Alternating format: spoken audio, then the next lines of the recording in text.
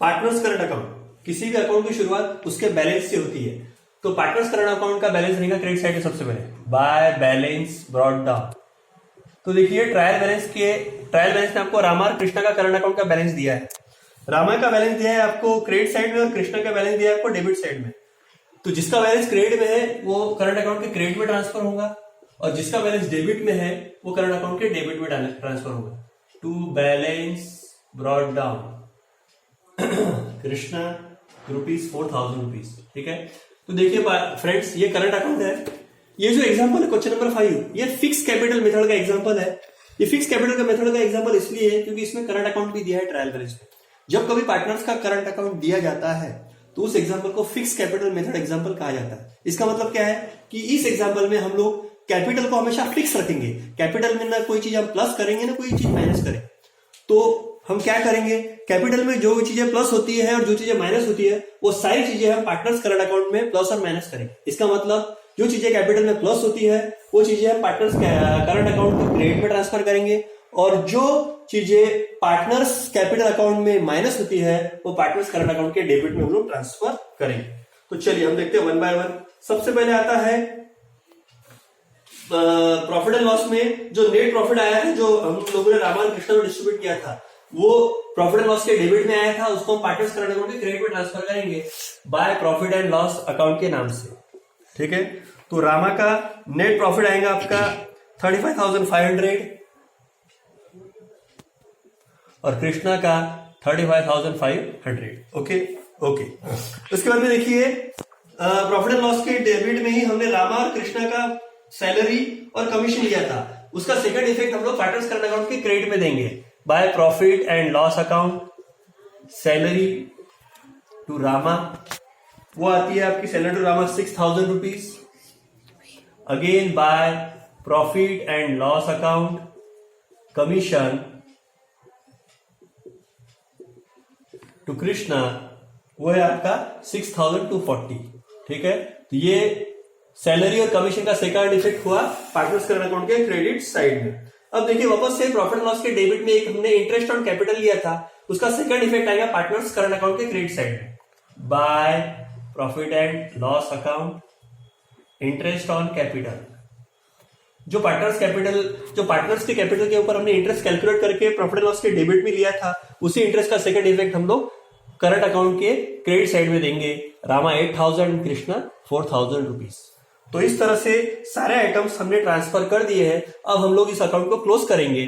तो क्लोज करने का एक ही तरीका है, सबसे पहले क्रेडिट की टोटल करते हैं। रामा की क्रेडिट की टोटल आती है 57,500 और कृष्णा की क्रेडिट की टोटल आती है 45,740। तो ये जो है 57,500 एंड 45,740, इसमें से रामा और कृष्णा की डेबिट साइड माइनस करेंगे।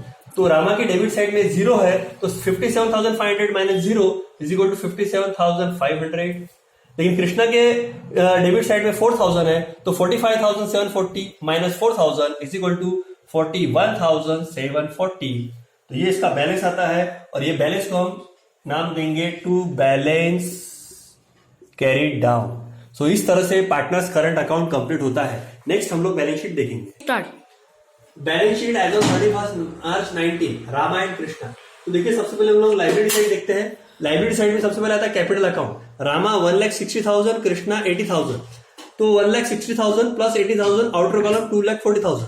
तो आपको ध्यान में आ रहा होगा यहाँ पे कि कैपिटल में हमने ना कोई चीज प्लस किया ना कोई चीज माइनस की है, क्योंकि ये फिक्स कैपिटल मेथड है और इस पे कैपिटल डायरेक्ट ट्रांसफर होता है लाइबिलिटी साइड में। अब कैपिटल के बाद में नेक्स्ट आइटम आता है करंट अकाउंट। तो देखिए करंट अकाउंट में रामा का बैलेंस है 57,500 और कृष्णा का है 41,740। ये बैलेंस कहां से आया? तो हमने इसके पहले बैलेंस शीट के पहले हमने करंट अकाउंट बनाया था। करंट अकाउंट के डेबिट साइड में टू बैलेंस ब्रॉट डाउन आया था। रामा का 57,500 और कृष्णा का आया था 41,740। तो वो बैलेंस ब्रॉट डाउन वो बैलेंस कैरेड डाउन हमने बैलेंस शीट के लाइबिलिटी साइड में ट्रांसफर किया है और इन दोनों की टोटल है 99,240। इसके बाद में बारी आती है क्रेडिटर्स की।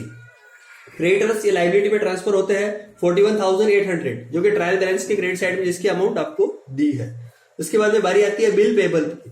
बिल पेबल ट्रांसफर होता है लाइबिलिटी साइड में 21,000 रुपीज। ओके, तो इस तरह से हमारे लाइबिलिटी साइड के सारे आइटम्स कंप्लीट होते हैं विद एडजस्टमेंट्स। अब चलते हैं असेट साइड में। असेट साइड में देखिए सबसे पहले सन्ड्री डेटर्स। सन्ड्री डेटर है 1,73,500। ये ट्रायल बैलेंस के डेबिट में दिया है जो कि असेट में ट्रांसफर होता है, जिसको मैंने असेट के इनर कॉलम में ट्रांसफर किया है। अब इसके ऊपर एक एडजस्टमेंट है, adjustment number 5, amount ₹3,000 not recoverable from customer. इसका मतलब it is a bad debts, और ये न्यू बैड डेट्स है, इसलिए debtors minus new bad debts 3,000 is equal to outer column 1,70,500। जो न्यू बैड डेट्स है इसका फर्स्ट इफेक्ट प्रॉफिट लॉस के डेबिट में हुआ है, सेकंड इफेक्ट हम लोग इसका असेट साइड में ले रहे हैं। Next bill receivable. Bill receivable के ऊपर कोई एडजस्टमेंट नहीं है, ये ट्रायल बैलेंस के डेबिट साइड में दिया आइटम है, इसको हम लोग डायरेक्ट असेट साइड में ट्रांसफर करते हैं 47,000 रुपीज। नेक्स्ट है plant and machinery 63,000। Plant and machinery ये असेट साइड का आइटम है, इसलिए हम लोग इसको असेट साइड में ट्रांसफर करते हैं, और इसके ऊपर एक एडजस्टमेंट है that is depreciation 5% on plant and machinery, जो कि कैलकुलेट होके आता है 3,150। सो 63,000 माइनस 3,150, आउटर कॉलम 59,850। डेप्रिसिएशन का एक इफेक्ट हमने प्रॉफिट एंड लॉस के डेबिट में लिया है, दूसरा इफेक्ट हम लोग प्लांट एंड मशीनरी में से माइनस बैलेंस शीट में ले रहे हैं हम लोग।